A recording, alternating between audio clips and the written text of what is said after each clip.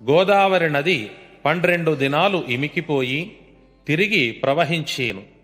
కుక్కలు గుర్రాలను చంపేను, చుక్కలు రాలేను, భూమి నెత్తుటిచే తడచేను, ఎముకలు కొండలుగా పడేను, కాకులు వికారస్వరాన కూసేను, గూబలు ఏడ్చేను, నక్కలు కూసేను, అప్పుడు పుట్టిన బిడ్డలు మాటలాడేను. నడిరేయిన రామ్ రామ్ అని వినిపించేను, భూమి వణకేను, వసుధ వ్రక్కలయ్యేను, భూమి రంగుమారేను.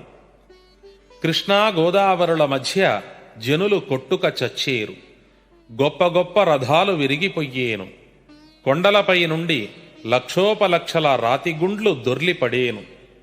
భయముతో భక్తి పెరిగేను, భక్తులు రక్షింపబడేను. క్రోధినామ సంవత్సరం అనగా 1964 నుండి వింతలు పెరిగేను. 9 మూరల ఆజానుబాహువులు పుట్టుకొచ్చేరు, పాపాత్ములను పట్టుకుని పీకలు కోసేరు.